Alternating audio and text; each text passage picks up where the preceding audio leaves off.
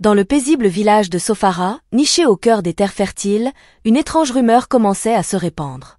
Ramata, veuve d'un modeste fermier, était devenue incroyablement riche en l'espace de quelques mois. Les habitants, intrigués et méfiants, se demandaient comment une femme qui avait toujours mené une vie simple pouvait soudainement posséder des biens somptueux, des bijoux d'une grande valeur et des champs prospères. Les premières interrogations vinrent de ses proches amis, ceux qui avaient partagé ses peines après la mort de son mari, Yahya. Ils se souvenaient de Ramata comme d'une femme réservée, au visage marqué par le deuil et les dures réalités de la vie rurale. Pourtant, en l'espace de quelques mois, tout avait changé. Les voisins la voyaient maintenant arborer de luxueuses parures d'or et organiser des festins somptueux. Certains murmuraient que Ramata avait découvert un trésor caché, d'autres suggéraient qu'elle avait trouvé un amant secret qui l'entretenait. Mais les plus superstitieux, eux, étaient convaincus que la sorcellerie était à l'œuvre. La tension monta lorsque des enfants du village commencèrent à prétendre voir des ombres autour de la maison de Ramata la nuit. Ils racontaient que des voix chuchotaient à travers les murs et que d'étranges lueurs apparaissaient à la fenêtre de sa chambre. Les anciens du village, gardiens des légendes et des traditions, furent rapidement alertés. Eux aussi commencèrent à soupçonner que quelque chose de sinistre se cachait derrière la fortune soudaine de la veuve. Le conseil des sages, composé des plus vieux et respectés du village, se réunit alors pour discuter de ce mystère qui planait sur Sofara. Malgré ses soupçons, personne n'osait confronter directement Ramata.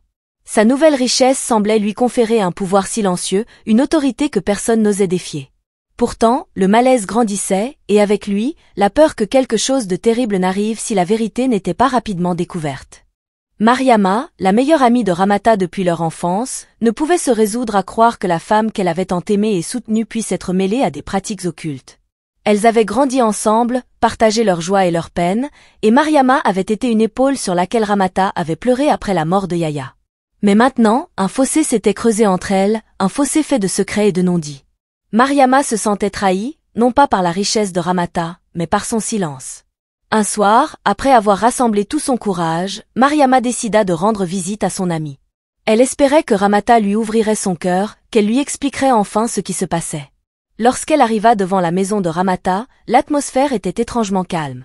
Le vent soufflait doucement, mais il portait avec lui une froideur inhabituelle pour cette saison. Les ombres des arbres semblaient plus longues, plus menaçantes.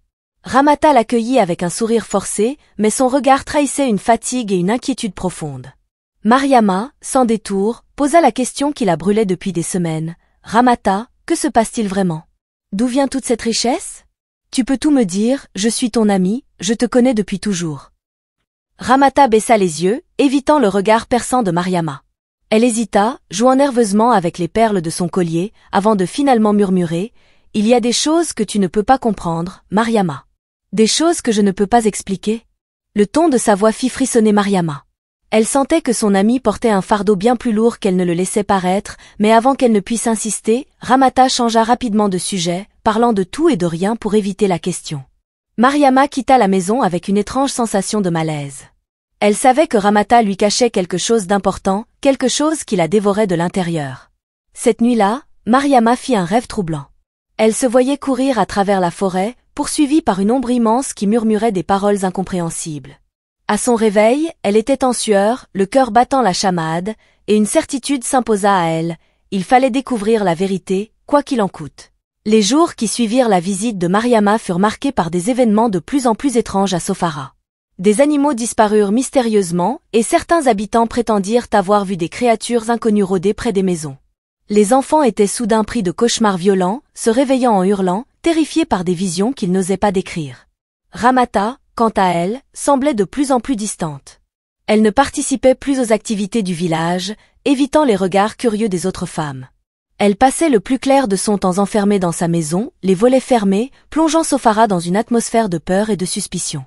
Les villageois, autrefois si unis, commençaient à se méfier les uns des autres. Chacun se demandait si l'autre n'était pas complice d'une machination plus grande. Les sages du village, inquiets, décidèrent d'organiser une cérémonie pour apaiser les esprits. Ils pensaient que quelque chose de mauvais s'était abattu sur Sofara et que seul un rituel ancien pourrait rétablir l'harmonie. Le jour de la cérémonie, tous les habitants se rassemblèrent sur la grande place, apportant des offrandes et chantant des prières pour invoquer la protection des ancêtres. Mais au moment où la cérémonie atteignait son point culminant, une ombre passa sur le village, plongeant les habitants dans une obscurité soudaine. Le vent se leva brusquement, faisant trembler les arbres et soulevant la poussière du sol. Les chants s'éteignirent, remplacés par un silence de mort. Puis, au loin, un cri perçant déchira l'air. Un cri qui semblait venir d'outre-tombe, glaçant le sang des villageois. Les regards se tournèrent vers la maison de Ramata, d'où le cri semblait provenir. Mais personne n'osa s'approcher. La peur était trop grande, et la certitude que quelque chose d'inhumain se déroulait dans cette maison retint tout le monde. Le chef du village, un homme sage et courageux, prit alors la parole. « Ce soir, les esprits nous ont donné un avertissement. Il est clair que Ramata cache un secret qui dépasse notre compréhension. Nous devons trouver la vérité avant que le malheur ne s'abatte sur nous tous. » Désespérée de comprendre ce qui se passait, Mariama décida de consulter un marabout réputé pour ses pouvoirs et sa sagesse. Elle se rendit à pied jusqu'au village voisin, où résidait le vieux Karamoko, un homme connu pour ses visions et ses connaissances des forces occultes. Le trajet fut long et pénible, mais Mariama savait qu'elle devait obtenir des réponses, coûte que coûte. Karamoko l'accueillit dans sa modeste case, remplie de talismans et de symboles mystiques. Après avoir écouté l'histoire de Mariama, il se plongea dans une longue méditation, communiquant avec les esprits anciens pour percer les secrets cachés de Sofara. Après plusieurs heures, il ouvrit enfin les yeux, l'air grave et préoccupé. « Ramata a conclu un pacte dangereux », déclara-t-il d'une voix sombre. Il y a de cela plusieurs mois, après la mort de son mari, elle s'est aventurée dans la forêt interdite, cherchant désespérément un moyen d'échapper à la misère. Là, elle a rencontré un esprit ancien, un djinn qui lui a promis la richesse en échange d'un sacrifice annuel. Chaque année, elle doit offrir une vie humaine en sacrifice pour conserver sa fortune. Si elle échoue, le djinn déchaînera sa colère sur tout le village. Mariama sentit son cœur se serrer à l'idée que son amie avait pu se tourner vers de telles pratiques. Mais une question brûlait ses lèvres. Pourquoi Ramata n'a-t-elle rien dit? Pourquoi a-t-elle accepté un tel pacte? Karamoko la regarda avec une tristesse infinie. Le chagrin et le désespoir peuvent pousser une âme à faire des choses impensables. Ramata a été consumée par la peur de l'avenir après la mort de son mari. Elle voulait désespérément protéger son foyer, mais elle ne comprenait pas les conséquences de son acte. Maintenant, elle est piégée. Chaque année, elle doit sacrifier une vie pour maintenir sa richesse. C'est un cycle infernal dont elle ne peut s'échapper. Mariama sentit une vague de tristesse l'envahir. Elle comprenait maintenant pourquoi Ramata était devenue si distante, si froide. Elle n'était plus la femme qu'elle avait connue. Le pacte avec le djinn l'avait changée, transformée en une ombre de ce qu'elle était autrefois. Mais Mariama refusait de laisser son amie sombrer dans l'obscurité. Elle devait trouver un moyen de briser ce pacte, de libérer Ramata de l'emprise de l'esprit maléfique. Est-ce qu'il y a un moyen de briser ce sort? Demanda-t-elle, les yeux remplis d'espoir. Il existe une solution, mais elle est extrêmement dangereuse. Le djinn est un être puissant, et il ne renoncera pas à son pacte facilement. Il faudra un sacrifice de grande valeur pour briser son pouvoir. Ramata devra affronter ses peurs les plus profondes et faire face aux conséquences de ses actions. Et toi, Mariama, tu devras être prête à risquer ta propre vie pour l'aider. Les paroles de Karamoko résonnèrent dans l'esprit de Mariama alors qu'elle retournait à Sofara. La nuit tombait lorsque Mariama franchit les portes du village, la tête pleine de questions et le cœur lourd. La lune, pâle et distante, semblait éclairer son chemin d'une lumière froide et menaçante.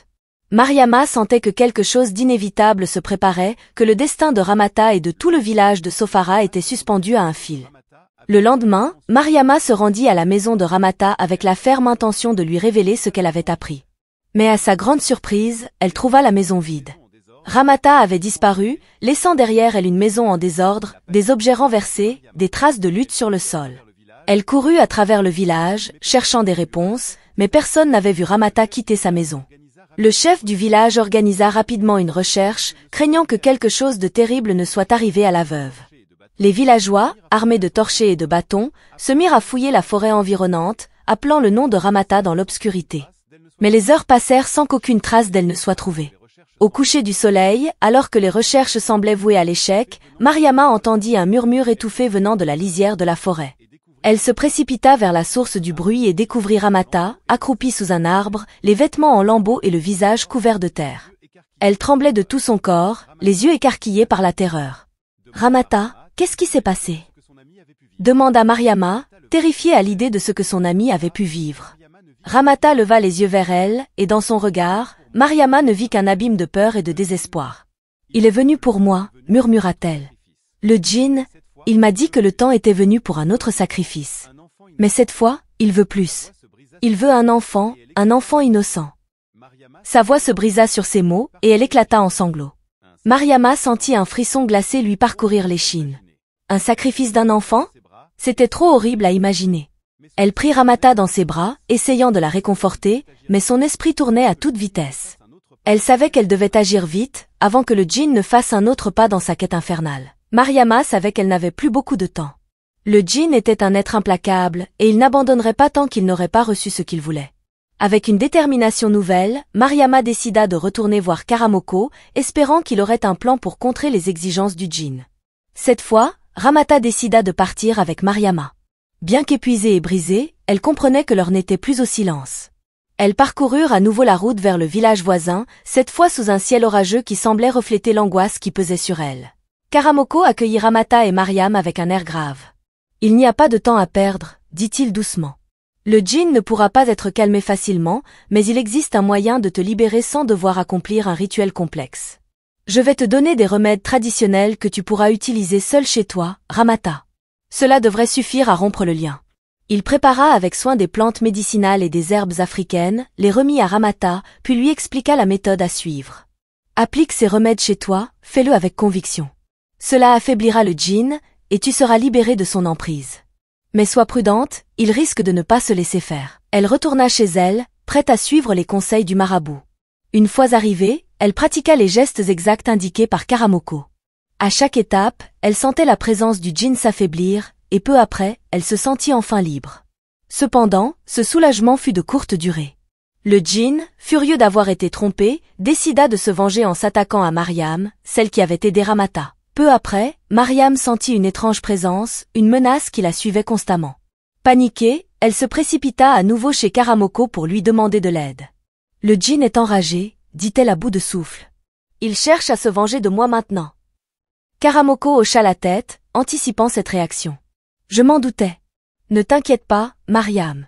Je vais te donner aussi des remèdes pour te protéger, mais cette fois, je dois affronter le djinn directement. » Il lui remit des protections et des herbes spécifiques à brûler dans sa maison pour éloigner l'esprit maléfique. « Fais exactement ce que je t'ai dit, et ne quitte pas ta maison jusqu'à ce que je revienne. Je vais dans la forêt affronter le djinn moi-même. » Armé de sa sagesse ancestrale et de ses connaissances spirituelles, Karamoko se dirigea seul vers la forêt où résidait le djinn. L'atmosphère y était pesante, l'air chargé de tension. Soudain, le djinn apparut, ses yeux brûlants de colère. « Tu oses encore me défier, vieil homme ?» siffla le djinn. Karamoko ne répondit pas, concentré, et commença à réciter des incantations en agitant des feuilles sacrées. Le combat spirituel fut intense, les forces de l'ombre cherchant à déstabiliser Karamoko. Mais grâce à son savoir et à la puissance des esprits ancestraux, il réussit à affaiblir et finalement vaincre le djinn.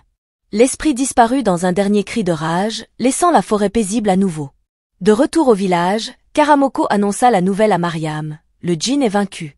Tu es libre maintenant. Grâce à son courage et à son savoir, elles avaient toutes deux échappé à l'emprise du djinn, et la paix était rétablie dans leur vie. Le village, longtemps plongé dans la peur, retrouvait peu à peu la quiétude. Les habitants, au courant des récents événements, observaient Ramata avec admiration, conscients de son sacrifice pour leur salut. Peu après leur retour, Ramata prit une décision radicale. Elle se sentait liée à la fortune maudite et décida de s'en débarrasser. Pour elle, ses richesses portaient toujours la marque de la malédiction. Mais Karamoko, le marabout qui les avait libérés, l'arrêta. « Ne fais pas cela, dit-il calmement, ses yeux perçants posés sur Ramata. Cette fortune n'est plus maudite. Le djinn a été neutralisé, et tu n'as jamais sacrifié d'innocents. C'est là que réside la vraie menace, dans les actes que tu aurais pu commettre. Mais à présent, ton argent est purifié. Tu es libre de l'utiliser comme bon te semble. Le djinn ne peut plus te toucher, ni toi, ni Mariam, ni le village. » Ramata, bien que rassurée, resta pensive. Elle réfléchit un moment, puis proposa de donner la moitié de sa fortune à Karamoko pour le remercier de son aide. Le vieux marabout secoua la tête avec un sourire bienveillant. « Je te remercie, mais je n'ai besoin de rien. Je suis vieux, et ma vie dans ma modeste hutte m'apporte déjà tout ce dont j'ai besoin. Conserve ton argent, Ramata, et fais en bon usage. » Touchée par la sagesse du marabout, Ramata décida de consacrer sa fortune à une cause noble. Elle se tourna vers Mariam, qui avait été à ses côtés tout au long de cette épreuve, et ensemble, elles prirent une décision. Elles allaient utiliser cet argent pour reconstruire et améliorer le village de Sofara. Les maisons, les routes et les infrastructures seraient modernisées pour le bien de tous, et chaque villageois bénéficierait de cette prospérité retrouvée. Ramata partagea également une partie de sa fortune avec Mariam, reconnaissant son rôle crucial dans sa libération.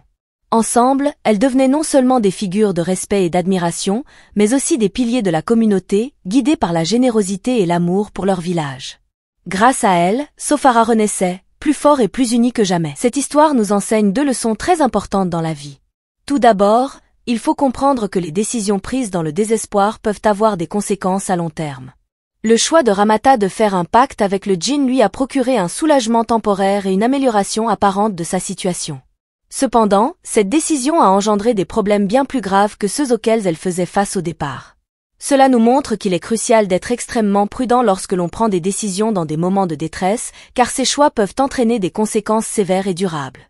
En outre, l'histoire nous rappelle que le soutien des amis peut sauver des vies. Mariam, en dépit des circonstances désespérées, n'a jamais abandonné Ramata. Elle est restée à ses côtés, offrant son aide et son soutien même dans les moments les plus difficiles. Cela nous enseigne que les véritables amis sont ceux qui demeurent à nos côtés, nous soutenant et nous aidant à traverser les épreuves les plus ardues. Si vous avez aimé cette histoire, n'oubliez pas de vous abonner pour ne pas manquer les suivantes.